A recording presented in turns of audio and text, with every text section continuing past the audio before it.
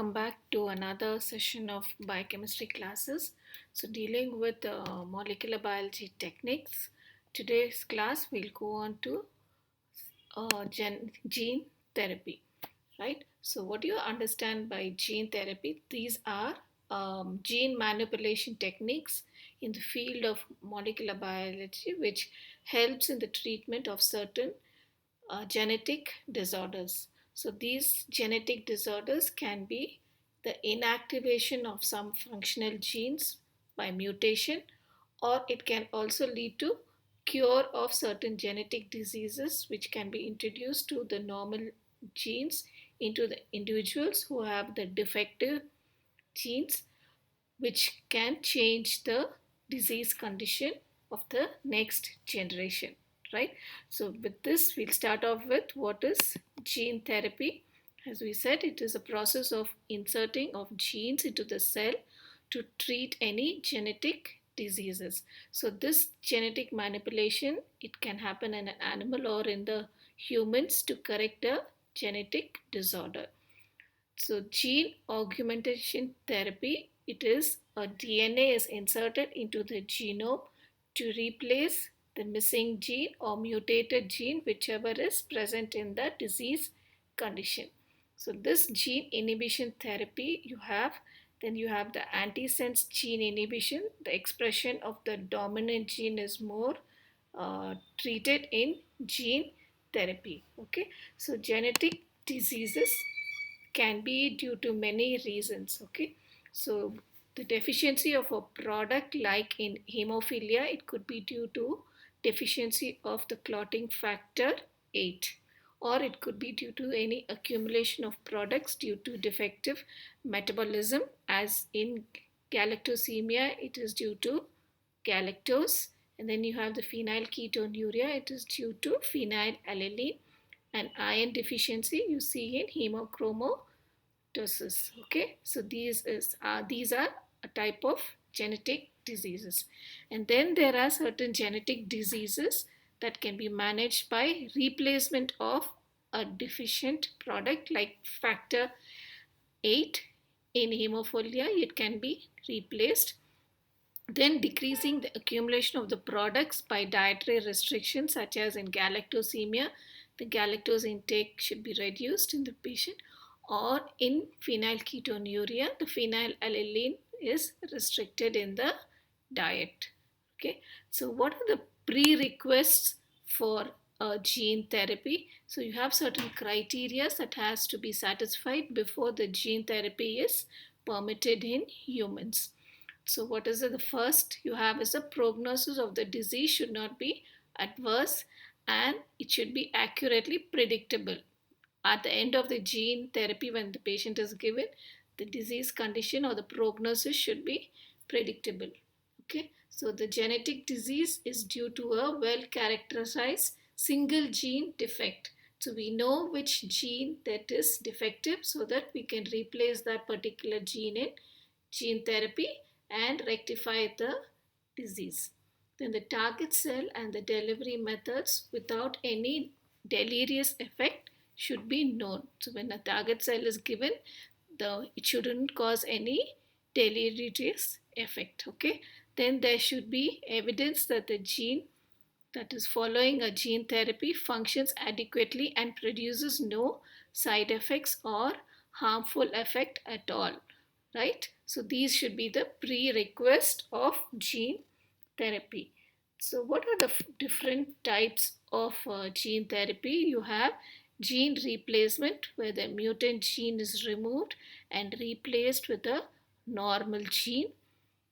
Then you have something which we call as a gene correction, where only the mutated part of the gene is corrected, leaving behind the other part or the remainder gene which is unchanged.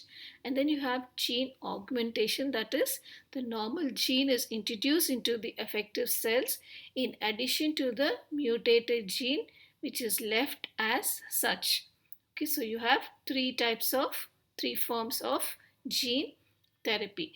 So in order to do a gene therapy, we also require vectors which are used in gene therapy. So you have three major vectors that are used. You have the retroviral vectors, then you have the adenoviruses, and then you have the plasmid liposome complexes. So the retroviral vectors are usually specially modified and created to carry the DNA insert that is up to 9 kbp, and it requires actively dividing cells whenever it is given, because the genome needs to be integrated into the host cell genome. And then you have the adenoviruses, which can carry inserts up to 7.5 kbp and do not necessarily require rapidly dividing cells because the genome do not integrate with the host genome. The only disadvantage here is that the gene expression gradually declines and requires additional vector treatment. Then last you have is the plasmid liposome complex. These are non-viral vectors. Artificially there is lipid bilayer with plasmids carrying the normal human DNA. So you have the three types of vectors which are used in gene therapy. Now you have two main types of gene therapy, that is the somatic cell gene therapy and you have the germ cell gene therapy. The somatic cell gene therapy, it is non-reproductive cells of an organism which are referred to as somatic cells. Example, you have the bone marrow cells, blood cells, skin cells, and also the intestinal cells. This involves insertion of a fully functional and expressive gene into the target somatic cell to correct a genetic disease permanently. So these are non-reproductive cells of an organism. The germ cell therapy, it is the reproductive cells of an organism constitute the germ cell line. It involves introduction of the DNA into the germ cells and it is passed on to the successive generation, right? So next we'll go on to the different modes of gene therapy or different types. You have the ex vivo gene therapy and you have in vivo gene therapy. So this ex vivo gene therapy, it involves a transfer of genes in the cultured cells which are reintroduced into the patients. Okay. In vivo gene therapy, a direct delivery of the genes into the cells of a particular tissue is referred to as in vivo gene therapy. Okay, so first we'll go to the ex vivo gene therapy. So here the technique involves are the isolate the cells with the genetic defect from the patient and then grow the cells in the culture, okay, and then introduce the therapeutic gene to correct the gene defect and then select the genetically corrected cells and grow them and transplant the modified cells to the patient. So this procedure uses the patient's own cells for culture and genetic correction and then these are returned back or given back to the patient. So first the cells are isolated with the genetic defect from the patient. It's grown in the cell culture. Then introduce the therapeutic gene to correct the gene defect. Select the genetically corrected cells and grow it and transplant and modify the cells to the patient. Okay, so we will have a look into an example of this way of gene therapy. So in this you have one disease which we call it as severe combined immunodeficiency, or we also call it as SCID. So it is a rare inherited immune disorder. It is associated with T lymphocytes and the B lymphocyte dysfunction. So 50% of these patients have defect in the gene that encodes for the adenosine deaminase enzyme. So what happens to these patients? The deoxyadenosine and its metabolites accumulate and destroy the T lymphocytes which are responsible for immunity. So these patients suffer from infectious diseases and die at an early age. So that's the basis of severe combined immunodeficiency. So there is T lymphocytes and B lymphocyte dysfunction, and there is 50% patients have defective gene that encodes for ADA enzyme. Okay, so because of this, the T cells and the B cells, the lymphocytes don't have the proper function. So next we'll go on to what happens. So what do we do here? A plasmid vector bearing a proviral DNA is selected. A part of it is replaced by the ADA gene and a gene coding for antibiotic resistance, and then it is cloned. The antibiotic resistant gene will help to select the desired clones with the ADA gene. So the circulating lymphocytes are removed from the patient suffering from ADA deficiency. The cells are then transinfected with ADA gene by exposing to billions of retrovirus carrying the said gene, and genetically modified lymphocytes are grown in the culture to confirm the expression of the enzyme, that is ADA gene, and return to the patients. Okay, so now after this, the lymphocytes, they are persisting in the circulation and synthesizes the ADA consequently, and the ability of the patient to produce the antibodies is increased. So there is certain limitation for this type of gene therapy because the lymphocytes such synthesized have a very short lifespan. Hence, the patient will require frequent transfusion, and that's the reason this gene therapy cannot be followed for a very prolonged period. Okay, so we'll next have a look at the flow chart. What happens here? So this is the vector DNA.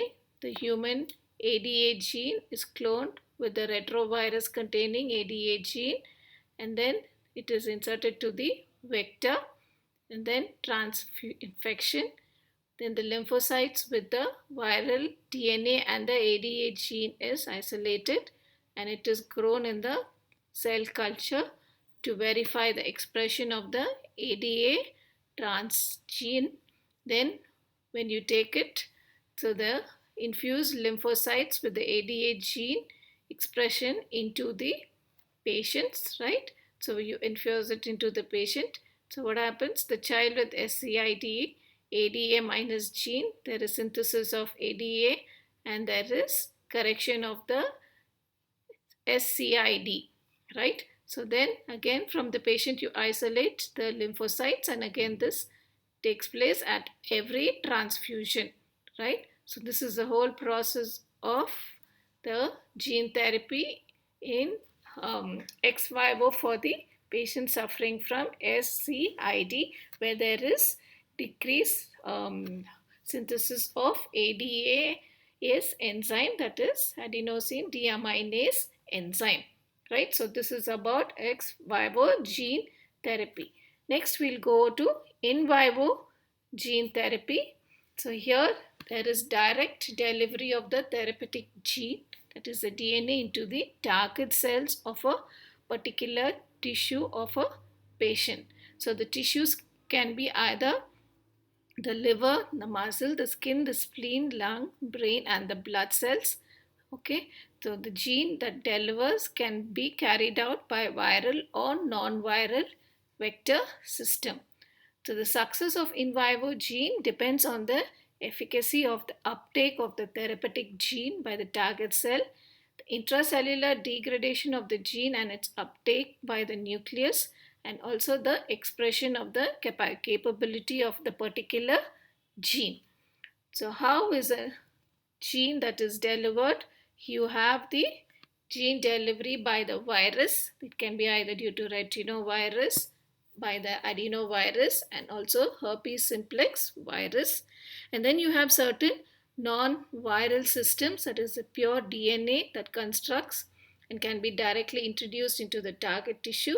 And then you have the lipoplexes. It's nothing but the lipid DNA complex that has DNA surrounded by lipid layers. And then you have the human artificial chromosome, which can carry large number of DNAs.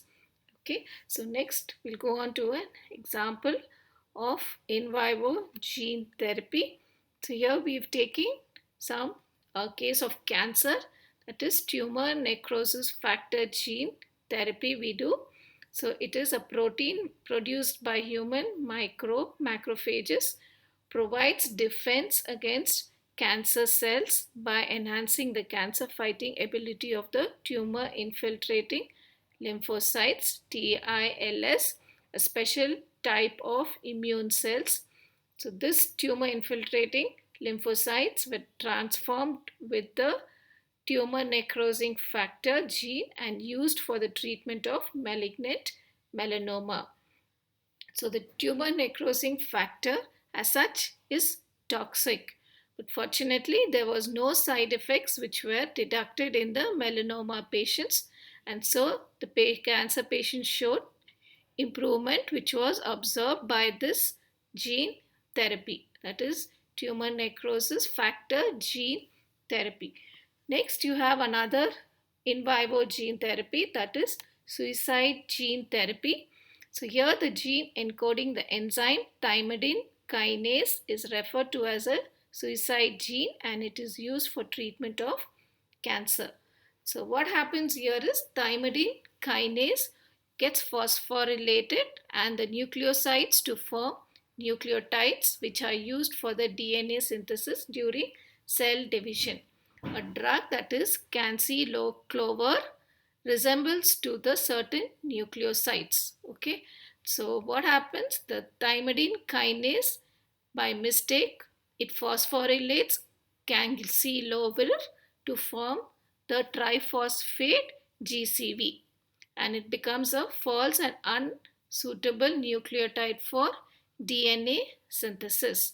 So by this, what happens? The triphosphate GCV inhibits the DNA polymerase enzyme, and elongation of the DNA molecule abruptly stops at a point containing the false nucleotide. So this triphosphate GCV can enter and kill the neighboring cancer cells, and this step we call it as bystander effect. So the cancer cell cannot multiply and therefore the cells die. So gangliosrovil is also preferred as a prodrug, and this approach is called as a prodrug activation gene therapy. So this cancyloclover is used in the treatment of glioblastoma, a cancer of the glial cells in the brain. So this is, we call it as the in vivo gene therapy or suicide gene therapy. Okay, so how do you interpret this? So this is the nucleoside and this is the ganglioside. What happens? The thymidine kinase gets phosphorylated, and by false nucleotide it gets phosphorylated and it inhibits the DNA polymerase enzyme, and DNA synthesis is stopped and the cancer cell dies. Whereas when it combines with the real nucleotide, the DNA synthesis takes place, right? So this is the suicide gene therapy. Next, we'll go on to another in vivo gene therapy, that is gene replacement therapy. So in gene replacement therapy, P53 is a tumor suppressor gene. Since the protein it encodes binds to the DNA and it inhibits replication. Okay, so the tumor cells of several tissues were found to have altered genes of P53 synthesizing different proteins from the original. These cannot inhibit replication. So replacement of the damaged P53 gene by a normal gene by adenovirus vector system has shown results in the patients with liver cancer. Okay, so these are all the in vivo gene therapy. So these we studied is tumor necrosis factor gene therapy, then the suicide gene therapy, and then the last one is the gene replacement therapy. Okay, so please give examples also whenever this question comes as a in your question paper. Okay, so the next in gene therapy, you should also know something which we call as antigene and antisense therapy. So what do you understand by antigene sense therapy? It is inhibition of translation by using a single stranded nucleotide, which is we call as a antisense oligonucleotide. So the nucleic acid therapy refers to the use of DNA or RNA for therapeutic purposes. So oncogenes are genes which are responsible for causation of cancer, and these can be targeted in antisense technology. So the antisense RNA molecule is commonly used in cancer therapy.